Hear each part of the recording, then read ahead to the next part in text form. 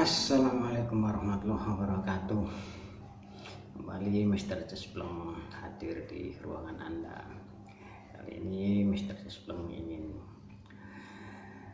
membahas ngalor ngidul ya, bicara ngalor ngidul BNN Mr. Cespleng. Menyerempet sedikit terkait tragedi Kanjuruhan. Ya, di agama Master Cespleng ini channel YouTube dari Heri Supno Arif yang selalu berdialog dengan Rocky Gerung. Kali ini mereka menyikapi adanya tukang dawet yang sempat viral dan memberikan keterangan terkait dari sikap dan tindakan Aremania di tragedi Kanjuruhan.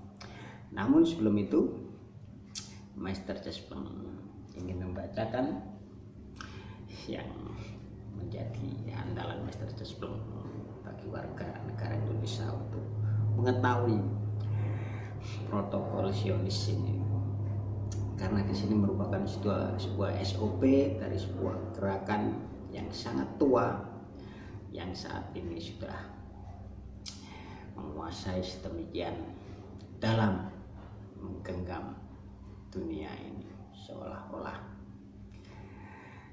mereka adalah pemilik tunggal yang bisa mengatur sedemikian rupa segala jenis, segala bidang. Mereka lah hakikatnya yang menguasai. Oke, kita baca dulu beberapa pasal, karena di protokol Zionis ini terdiri daripada 24 pasal yang seharusnya selayaknya diketahui, difahami oleh seluruh manusia di Jagat Raya ini sebenarnya, agar mereka tahu sebenarnya siapa musuh mereka di dalam penataan dunia, memberikan keadilan pada setiap insan manusia, tidak terkecuali di Indonesia. Para politisi, calon-calon politisi, para pemimpin, calon-calon pemimpin ya seharusnya memahami dan mengetahui dokumen protokol Zionis ini. Nah, kita akan baca dari alinea kedua dari protokol Zionis pasal 2. Kita sebenarnya ingin membacakan secara lengkap 24 pasal ini agar masyarakat, publik mengetahui, karena disinilah merupakan suatu juklak dari 1% manusia Jagat Raya ini yang menguasai 95% baik kebijakan maupun kekayaan di dunia ini. Di dalam pasal 2 protokol Zionis ini tertulis begini: kami pembuka jalan falsafah kemerdekaan, persamaan dan persaudaraan yang menjadi topik aktual sepanjang masa. Topik-topik kebebasan dan segala yang diperjuangkan sedemikian gigih oleh banyak kalangan, baik dari banyak negara, sebenarnya adalah bikinan mereka. Namun itu justru menjadi acuan banyak kalangan, banyak negara untuk memperjuangkan kebebasan. Padahal di sini dijelaskan sendiri oleh protokol Zionis ini di pasal kedua, di alinea kedua ini. Ya, kita lanjut. Mereka yang menjunjung falsafah itu sebenarnya belum berpikir secara matang. Ingat ini, belum berpikir secara matang dan dewasa. Falsafah itu sebenarnya tidak bernilai, dan banyak masyarakat kaum awam yang terkecoh dan tidak menyadari bahwa pengertian falsafah itu sebenarnya masih rancu dan diliputi oleh awan gelap. Slogan kita berupa kemerdekaan, persamaan, dan persaudaraan yang kita kumandangkan hanyalah jerat halus untuk menangkap mangsa dan sebagai sarana yang dapat menarik orang mendukung perjuangan kita, maksudnya perjuangan kaum Zionis dari seluruh pelosok dunia. falsafah itu mampu membingungkan para pemimpin-pemimpin dunia. Ini aslinya ditulis sebagai pemimpin-pemimpin Kristen.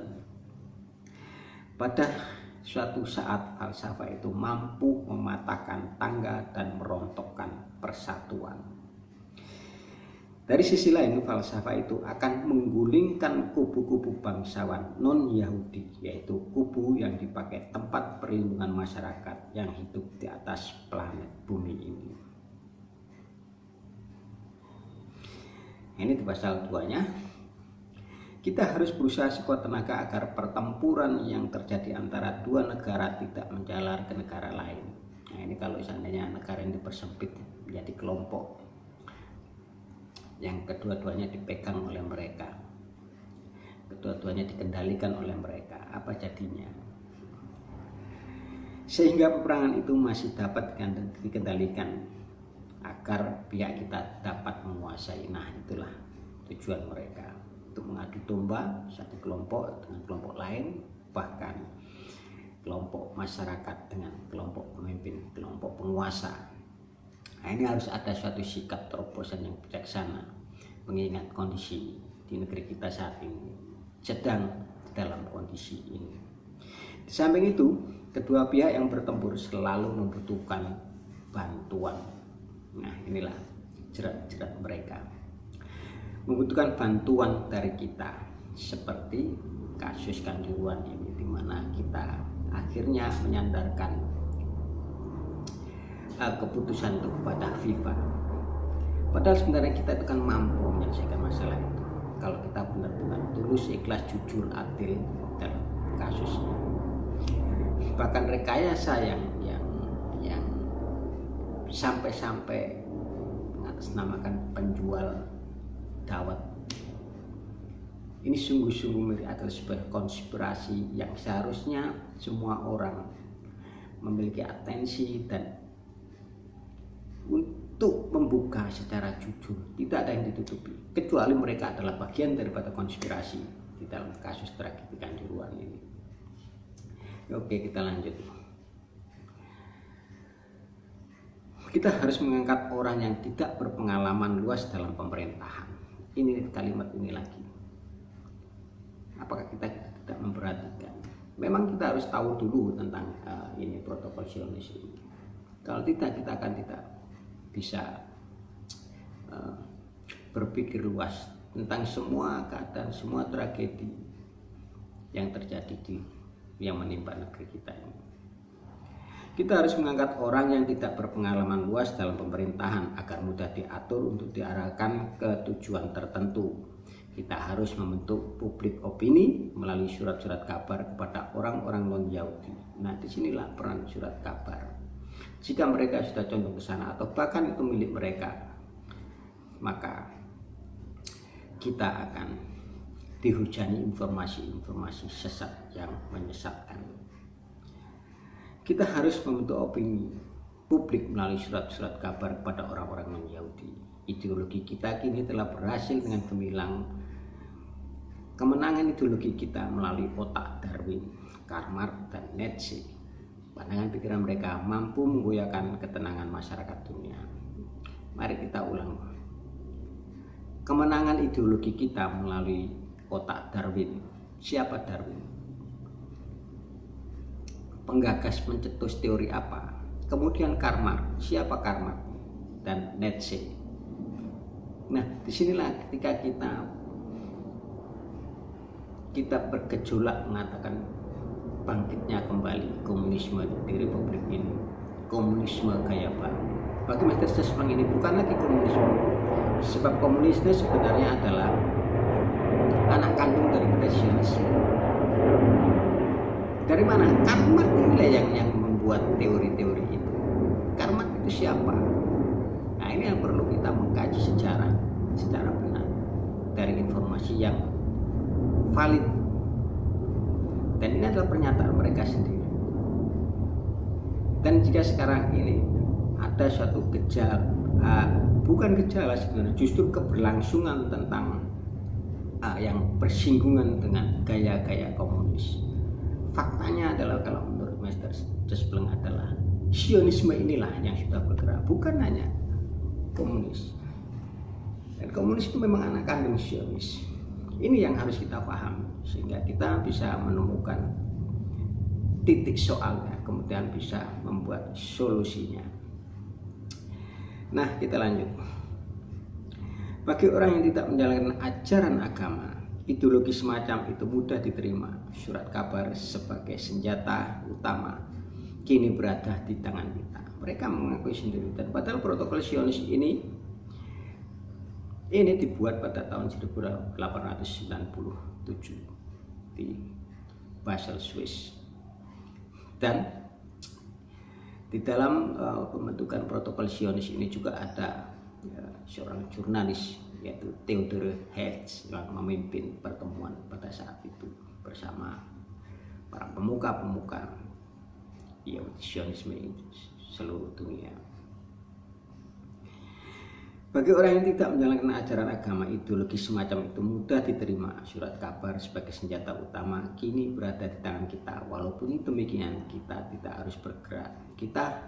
Walaupun demikian kita harus bergerak di bawah tanah. Mereka tetap bergerak secara sembunyi di balik tabir. Kini beban kita tinggal menerobos terowongan ular ini pada pasal yang ketiga. Kita bacakan di lain segmen sesuai dengan tema-temanya. Yang paling penting di sini adalah kita juga ingin membacakan terkait dengan pasal 8. Pasal 8 protokol Zionis ini menyatakan bahwa pemerintah kita harus memahami bahwa kebudayaan suatu bangsa mempunyai peranan yang sangat penting. Oleh karena itu pemerintah harus mampu menghimpun orang-orang senior seperti pengarang, ahli hukum, eksekutif, politikus, administrator yang telah lama duduk di sekolah kita dan telah ditempa dengan doktrin Yahudi. Banyak generasi kita yang sekolah, warga negara negeri ini yang sekolah di luar negeri. Nah, hakikatnya universitas atau pendidikan-pendidikan di luar negeri itu pendiri dan pengelolanya adalah golongan mereka ini, golongan oligark internasional ini, golongan Zionis Yahudi ini. Dan mereka lah yang membuat teori-teori mengajarkan melalui buku-buku yang ditulis oleh mereka, dan ini dikonsumsi oleh masyarakat kita sehingga kita pulang ke negerinya mereka mengaplikasikan apa yang dipelajarinya. Padahal ini adalah suatu bentuk sistematis daripada mereka untuk menggusur semua budaya, menggusur semua pemikiran yang tidak sejalan dengan pemikiran Zionisme ini. Faktanya sebagai contoh, ya mohon maaf ini pandangan, suatu opini daripada Mr. Chesblom terkait dengan Menteri Pendidikan kita. Kemudian apa program-program mereka? Menjauhkan generasi muda yang mulai dari TK hingga perguruan tinggi dari nilai-nilai yang bersifat agamis yang sudah demikian lama menyerap menjadi satu dengan warga, dengan masyarakat di negeri ini. Sebagai contoh, apa urgensinya ketika Menteri Pendidikan membuat suatu aturan tentang pakaian adat yang menjadi pakaian seragam mulai dari tingkat SD hingga SLTA. Itu bukan sesuatu yang substansional, bukan sesuatu yang substansi. Namun mengapa justru malah memotong itu? Bahkan pelajaran agama mulai dari dikurangi hingga akhirnya dihilangkan. Pendidikan agama seperti ibtidaiyah dan sejenisnya itu hendak dihapus. Nah, inilah kalau kita merujuk kepada protokol Zionis ini, maka disitulah ada suatu jerat-jerat halus yang dimainkan dalam tanda petik. Sementara itu, mengapa seolah-olah ujuk-ujuk Menteri Makarim ini hadir melalui kekuasaan pemerintahan rezim Jokowi ini. Padahal publik tidak tahu siapa sebenarnya dia, bagaimana silsilah baik keluarga maupun pendidikan, mainframe daripada pemikiran dan perjuangan mereka untuk Indonesia ini. Itulah yang dibongkar habis-habisan oleh mereka. agar kita jauh dari dasar-dasar negara yang sudah diberikan, sudah dibuat sedemikian api oleh para founding father kita, para pendiri bangsa kita. Semuanya dipreteli satu-satu sehingga kita tidak memiliki bentuk jati diri yang sesungguhnya. Pancasila pun bahkan sampai tidak diubah sedemikian rupa. Nah, ini yang harus kita renungi, dan terutama kepada para politisi negarawan. Tolonglah dipelajari protokol Zionis, dokumen protokol Zionis ini, agar kita tahu siapa musuh kita yang sebenarnya, agar kita tidak mudah diadu domba sedemikian rupa, dipecah-pecah. Karena memang ini merupakan satu SOP yang bocor dari mereka. Di dalam kesempatan lain sebelumnya, Master Spring sebenarnya sudah menceritakan sejarah daripada terbitnya buku ini, protokol Zionis, terutama dokumen protokol Zionis. Mereka bocor di tahun 1905 di Rusia, kemudian sempat diterjemahkan dan kemudian sempat dicetak buku-bukunya. Namun begitu para oligark internasional yang mengetahui, maka semua buku itu diborong habis dan dibakar. Nah, ini sendiri ada pada tahun 50-an baru dicetak dan kemudian dialih bahasakan ke dalam bahasa Indonesia di tahun 90-an. Nah, ini yang tidak diketahui oleh mereka para politisi yang sekarang begitu memiliki hegemoni sedemikian rupa. Namun jauh pengertian mereka tentang substansi persoalan, sehingga penyelesaiannya pun terlihat gampang, tidak menyentuh kepada pokok persoalan. Nah, di dalam pasal ke-8 kita lanjut. Oleh karena itu pemerintah harus mampu menghimpun orang-orang senior seperti pengarang, ahli hukum, eksekutif, politikus, administrator yang telah lama duduk di sekolah kita dan telah ditempa dengan doktrin Yahudi. Para sarjana yang telah lulus dari universitas kita akan kita terima dengan kewajiban ikatan kerja. Yang penting biaya hidup mereka terjamin. Pemerintah kita harus mampu menguasai sarjana ekonomi yang memiliki wawasan politik. Ini tolong diperhatikan. Pemerintah kita, Yahudi Zionisme atau oligarki, harus mampu menguasai sarjana ekonomi yang memiliki wawasan politik. Karena politikus yang ekonom memegang peranan penting dalam perjuangan kita. Dengan demikian, aktivis-aktivis Yahudi menduduki kursi pemerintahan. Kita berupaya agar kursi itu diduduki oleh orang-orang yang tidak disegani oleh masyarakat. Minimal orang itu mempunyai perangai yang kurang baik sehingga rakyat akan mudah marah padanya dan keduanya dapat kita kuasai. Nah, itulah. Jadi mereka rusak moralnya. Selain pendidikan mereka sudah terkontaminasi dengan doktrin-doktrin Yahudi seperti Master Spring sebutkan. Kemudian mereka dirusak mentalnya. Termasuk salah satunya adalah terkait dengan narkoba dan prostitusi yang susah sekali dikendalikan dan bahkan diberantas. Adanya lembaga-lembaga yang khusus menangani hal-hal itu pun seolah-olah mandul. Bahkan peredaran narkoba di negeri kita ini semakin banyak, semakin baik dari sisi kualitas kuantitasnya. Bahkan sudah menjadi hal yang biasa dikonsumsi oleh para oknum-oknum pejabat kita. Apakah kita belum membaca berita atau apakah kita belum mendengar bahwa setingkat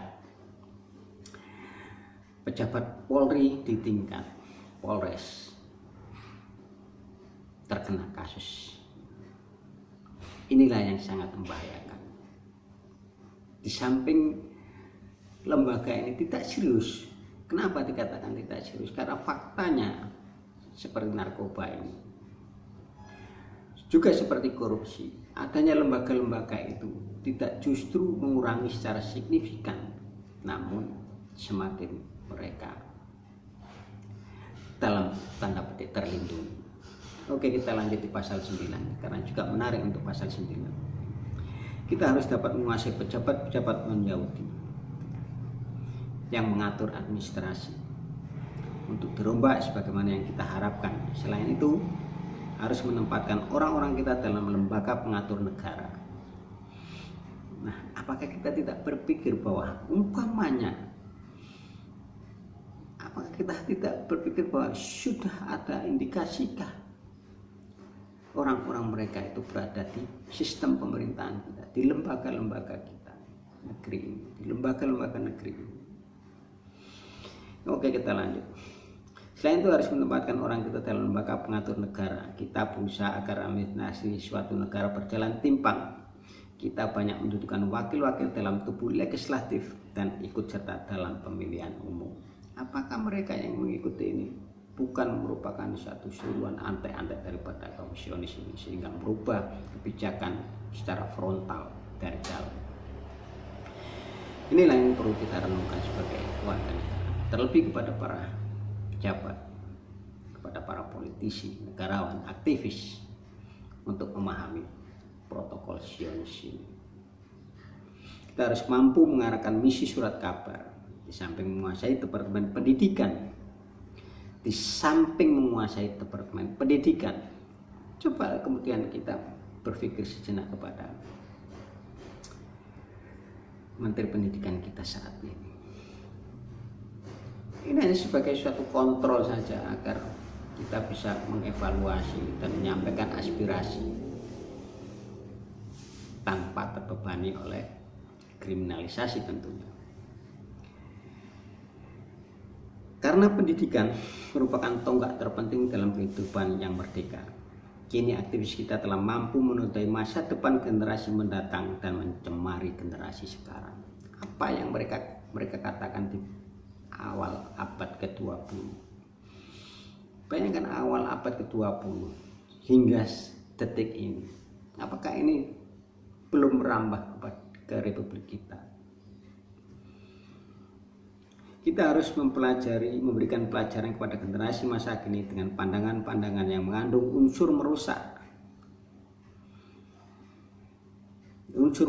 citra bangsa. Sebagian orang menanyakan apa yang harus kita lakukan bila ada yang mengetahui program kita yang ingin merusak citra bangsa. Kita harus merahasiakan jawabnya, merahasiakan rencana itu, dan dalam menyalurkan kepada masyarakat harus dengan penuh perhitungan. Tetapi jika hal itu terjadi di luar perhitungan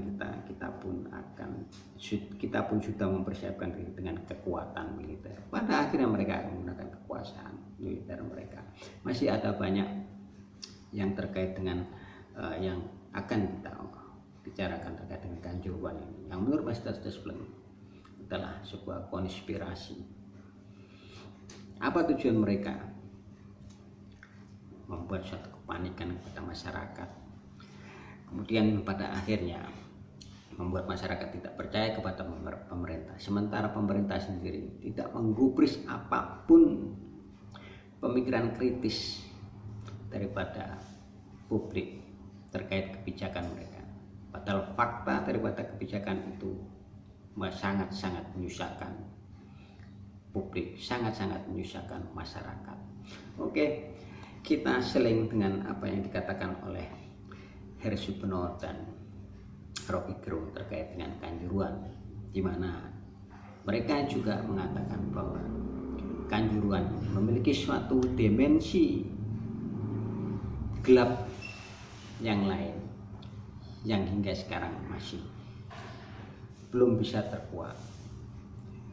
Jadi kasus Kanjuruhan ini ada satu rekayasa dan sengaja ditutup-tutupi sedemikian rupa, sama dengan kasus-kasus sebelumnya seperti KM50 dan tragedi Duren 3. Oke, kita simak dari Rocky Gerung.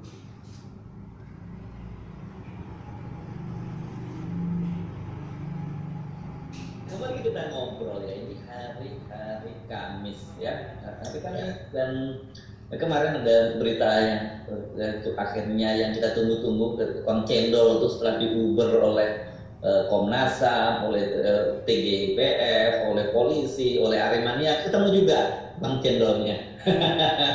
Tukang cendolnya rupanya politisi PSI. Ya, pernah jadi pengurus lagi katanya di Malang gitu. Dan itu yang lebih lucu lagi, kemudian kan itu satu rangkaian. Sebelumnya juga dikatakan bahwa ditemukan miras gitu, itu nyambung dengan tukang cendol yang kita bawa. Tukang mabok semua itu Aremania. Hal itu adalah sebuah narasi yang polisi menemukan botol miras itu botol obat-obatan sebuah narasi yang memang dibuat yang punya dispora. Jadi Ini benar-benar ya dari kesalahan itu anti klimaks tapi lucu, tapi still itu botolnya miris. Sedemikian rupa banyaknya. Iya, jadi semua hal akhirnya berupaya disambung-sambungkan. Dan hal yang paling berbahaya adalah kalau kerumitan itu akhirnya mau dicarikan penyelesaian dengan cerita-cerita yang akhirnya tidak tersambung sebetulnya. Ini saya di Malang, lagi bisa kasih ceramah itu di komunitas-komunitas, dan kalau saya bicara dengan teman-teman di sini itu di setiap gang itu ada poster yang meminta pertanggungjawaban Pak Polisi itu, beberapa saya kirimkan gitu, dan itu terhubung lagi dengan ketidakpercayaan orang bahwa ini bukan sekedar ya kejadian yang tidak terkendali, tapi ada semacam kesengajaan itu. Nah itu yang itulah saya anggap bahwa agak telat sebetulnya. Sebuah kesengajaan. Melakukan pemetaan terhadap arah konspirasi masyarakat Malang sendiri itu. Memang ada polisi Malang yang mengambil inisiatif untuk minta maaf dengan bersujud itu. Tapi sebetulnya itu bukan harusnya diikuti oleh hukum. Ini harus proses secara hukum supaya ada kelegaan. Dan kalau kita anggap bahwa polisi ramai-ramai bersujud di satu Indonesia itu lebih terasa pengalaman batin kita untuk berempati kepada korban itu. Tapi itu nggak terjadi, dan ketegangan itu ada di semua gang. Terus kita masuk ke kampung-kampung kecil itu orang mesti merasa ini ada yang sengaja ditutupi oleh negara. Ini udah sampai di situ sebetulnya kecurigaan masyarakat Arema ini terhadap. Ya, sementara itu dari kumparan kita bisa baca terkait dengan tukang cendol atau tukang dawet ini. Untuk keterangan lebih lanjut silakan ikuti di RSU Penuh Arif yang bersama Rocky Gerung terkait dengan tukang cendol tersebut. Nah, kalau di kumparan ini ada sebuah berita yang justru tukang dawet bikin hoak soal Kanjuruhan minta maaf, ternyata ex PSI. Jadi mereka sudah minta maaf karena memang itu adalah hoak dan itu adalah ex pengurus PSI, dan memang narasi seperti ini yang dimainkan ketika ketemu dengan dinyatakan sebagai ex, sebagai bukan termasuk golongan daripada yang selama ini dengan membabi butanya menjadi dalam tanda petik penguasa seperti yang selama ini ditampilkan oleh PSI. Kita baca beritanya ini. Berita ini ditulis tanggal 12 kemarin hari Rabu.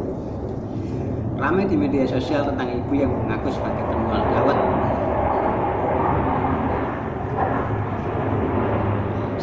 Ini sangat kencang sekali suaranya. Ya, kita ulangi. Ramai di media sosial tentang ibu yang mengaku sebagai penjual dawet di Stadion Kanjuruhan memberikan kesaksian palsu soal tragedi yang menewaskan 133 orang. Ini adalah versi kumparan 133 orang meninggal. Sementara itu di bagian lain dia juga memberitakan, apalagi di media sosial sangat banyak sekali, lebih daripada 130-an.